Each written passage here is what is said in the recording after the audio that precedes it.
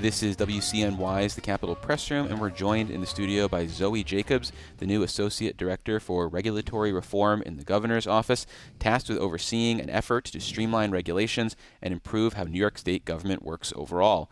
Congrats on the gig, and welcome to the show, Zoe. Thanks so much. It's great to be here. So I see from your resume that you're a veteran of the Biden administration, but can you talk about the aspects of your past experience and your resume, and maybe working at the federal government is one of those elements that you think is relevant for this new role? And I guess also at the same time, can you explain how you're getting up to speed on this unique animal that is New York State government? Yeah, absolutely. So you're right. I worked for President Biden for all 4 years of his term in the White House. I started at the National Economic Council, where I worked on the negotiations and the policy development for the infrastructure law, which was eventually passed and the biggest investment in our nation's infrastructure since President Eisenhower.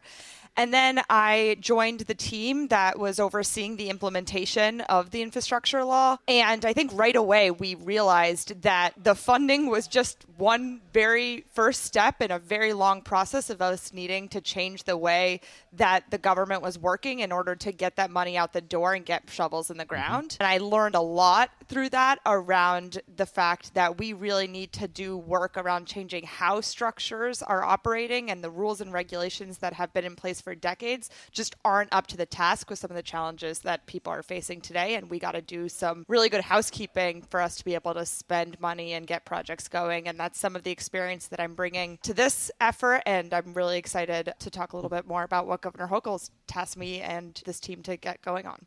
Well, when people find out what you've been tasked with doing, I imagine the responses can vary from skepticism about your potential for success to people wanting to bend your ear for an hour on the potential ideas they have. I mean, is that accurate in terms of the reception you're getting, or what else are you hearing from people right now? I think it's been really exciting to see the amount of enthusiasm and energy that people we're talking to have with the idea that we want to make government work better and be more nimble and responsive to what people need. Mm-hmm. And so just to take a little bit of a step back on what we're trying to do here. So this year in her State of the State, the governor put forward a really bold set of policies aimed at cutting red tape and helping us deliver better for New Yorkers.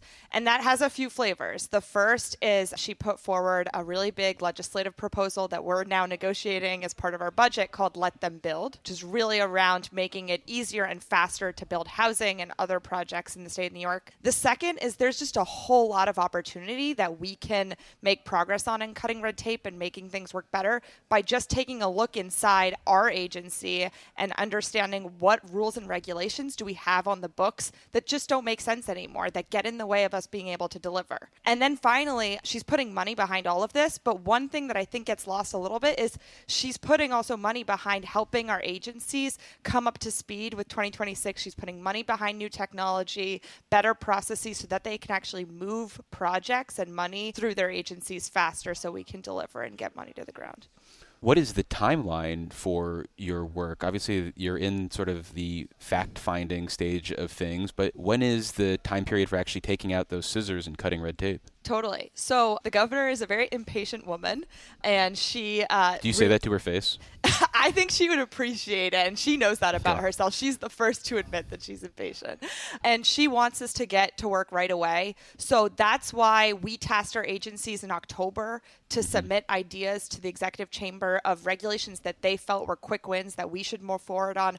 We are vetting those ideas, and we'll be announcing actions in the coming weeks and months around that. Second is we're calling on New Yorkers for their ideas. We don't want to assume we know what bureaucracy they want us to fix, because they're the ones having to navigate it every day. And the governor, as part of this, felt it was really important for us to hear directly from small businesses, from people who are building housing, from people who are trying to send their kids to childcare, or people operating childcare centers, so that we can hear from them what are the reporting requirements that don't make sense, what are the fees and fines that get in their way, what are some of the confusing regulations that they're not not sure how to navigate. And so that's why we launched this portal, which is online. It's on the governor's website, and maybe we can even link to it in your episode. And I'd encourage anyone listening, please send us your ideas. We're looking at those responses daily. We already have over 1,000 submissions, and we're going to be moving on a bunch of those actions as quickly as possible. And I'm happy to share a few examples of some of the things that people are bringing up. Maybe you'll get to the one that I submitted.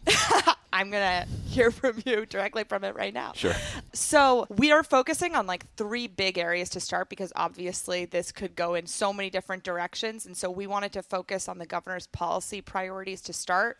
So let me just give an example. First, in the housing and infrastructure space, obviously what we're doing on seeker is going to be huge, but there's a whole lot more we can be doing in terms of making our procurement practices more efficient, in terms of taking a look at our building codes and seeing if there are opportunities for us to be more flexible or for us to take action there. We're also taking a look at, like I said, leveling up our agencies' technologies and websites so that it's easier to get permits through the process. For small businesses, some of the things that I'm hearing about is a lot of the fees and fines that we impose on small businesses when they're trying to get off the ground. Sure. And also a lot of paperwork that we're forcing our small businesses to submit, and to many different agencies. And so it has just been like astounding to me as I've dug in how many New York State regulations actually in the regulation themselves require small businesses or people to fax us information, mail us information. There are even references to telegrams, microfiches in some of our regulations. And so there's just some like good housekeeping that needs to be done. And then finally, for childcare. Obviously, the governor is putting a lot of money behind this effort and really committed to delivering universal childcare across the state. But for us to actually deliver on that, we need to also take a look at some of the rules and regulations that make it harder than it needs to be to get a childcare center off the ground in the state. And so we're looking at some of the training requirements, the background checks, the fingerprints. What are ways for us to make that more efficient? And what are ways for us to take a look at all the different facility requirements so that we can actually be more creative and flexible around getting childcare across the state? So the general themes, though, that you just brought up are not necessarily new. And if anyone's had their ears open in Planet Albany, they've probably heard people talk about this. If they listen to the Capitol Press Room, they've heard people in the foster care space talk about something like fingerprinting and the redundancy of that. And John McDonald's been on the show talking about the burdens on small businesses. And I imagine if the Republicans hear this, they're going to say, duh, we've been yelling about this for years. So what should make New Yorkers more, I guess, open to the idea that this is going to be different, that now there's actually going to be a substantive response to complaints that have been voiced for years? Yeah, no, I think that's really fair. And I will say one of the beauties of the things that I get to work on is it is very bipartisan, and pretty much everyone agrees that we need to do things here. I will say I think this is different because we are really creating like a very structured process for us to get this, and we have the political will from all sides to actually make progress. I think there's been a real reckoning at the national level around the fact that affordability is just a huge issue across the country in New York, and we need to be very rigorous around what are some of the things that the government is doing that drive up costs and waste time unnecessarily. And so I think the combination of us actually having a really rigorous process for us to do this, plus the political will and the national kind of conversation around this, really creates an environment where I think we're going to make progress.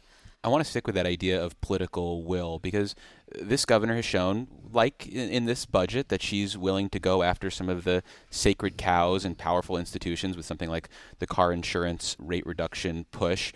But there are stakeholders and institutions that like the status quo for a certain reason. There is, in some cases, a reason why a rule or regulation is written a way it is. So are you bracing for some major challenges, or are you going to try to go for maybe the low-hanging fruit first? Yeah, no, I think that's a really good point. I mean, the governor is really willing to take on some of these fights because she really cares about delivering for people and doesn't want lobbies or kind of institutional, context to hold up the fact that we need to change and we need to deliver better. I will say, to your point, I think there are going to be a broad set of quicker, lower hanging fruit. Like, for instance, modernizing our regs so that you don't have to mail things, or streamlining different reporting requirements or certifications. All of those little things really amount to substantive change for someone on the other side of that. And then in terms of like the bigger issues, and I suspect there will be real trade-offs that we're going to have to grapple with around genuine safety concerns, real issues around making sure that there are processes, that there is transparency. We don't want to compromise on that. So we're going to have to it's going to be a give and take, but we're willing to really take a hard look at all of those issues. Have you stepped in it yet in terms of anything where you're like, hey, why don't we do this? And you have to hear, no, we don't talk about that one because X or Y stakeholder, that's really important to them. And, this is an election year, Zoe, so let's keep it till 2027. Yeah, I mean, I think I'm not going to get into like lots of different specifics, but I think in the childcare space, for sure, there's some of that. Okay. Like, I think that there will be a give and take around, there are some regulations that are really important for us to keep our kiddos safe. Mm-hmm. And we don't want to, we need to be really thoughtful around that. Same thing in the building code space. Like, for instance, single stairs. I don't know, it's something that a lot of people talk about, but we're going to be moving forward around removing requirements around single stairs for fire evacuations. And we're going to have to be really thoughtful around how we implement that so that we're making sure we are balanced around being efficient and lowering costs, but also not compromising on safety and other critical issues. Well, for over 2 years now, the state has had a chief customer experience officer on the job who's supposedly been working on improving service delivery, and some of their other responsibilities sound like there's some overlap with what you're looking to do. So is there plans on some sort of collaboration there? Are you able to build on what they've done, take the ball and get it across the finish line, so to speak? Yes, absolutely. This is like really a joint venture between our teams. I would say there's a lot that we're getting in terms of recommendations of things that are squarely customer experience issues around like websites that need to be more customer friendly, other issues of that sort. And so we're going to be really working together around implementing the changes that we need to be able to address the regulatory issues that we need to, but also make sure that there's kind of a better front end user interface and some of the issues that we're going to tackle head on. And that CX team has already made a huge amount of progress, and they've been working, for many years not many years, but several years on these issues. And they've already really simplified a lot of our government kind of websites and customer facing issues that in the past were huge problems and have been addressed since. Are you using artificial intelligence at all for any of this? For example, like maybe analyzing the issues that are flagged and maybe looping them in together in a more efficient way than having some poor staffer going through all of these with a highlighter? Yes, there's going to definitely be huge efficiencies that we can find through AI, but we're going to want to be really careful around making sure that there's always, that human judgment and vetting before we move forward with anything. But it absolutely will help make this process that maybe in the past would have required many, many bodies much more efficient and easier for me to do.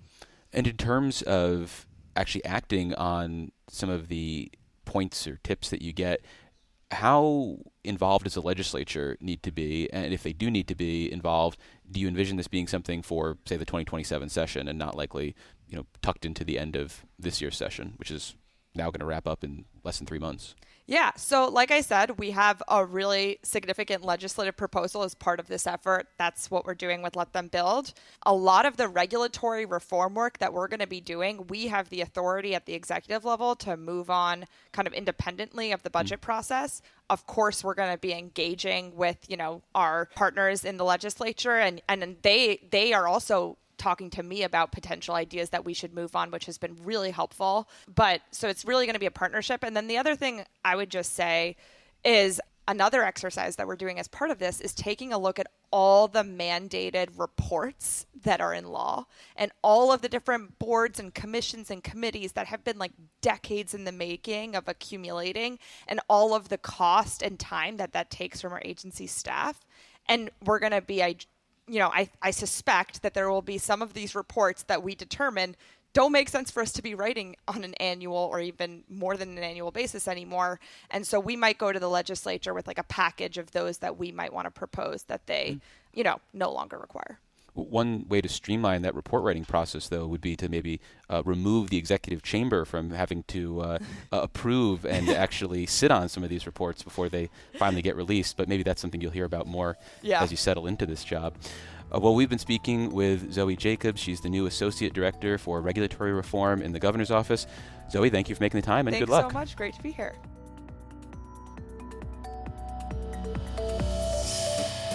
Support for the Capitol Press Room comes from O'Donnell and Associates, a public affairs firm providing strategic guidance to businesses and nonprofits on navigating policy and regulatory issues. More information is available at o'donnellsolutions.com.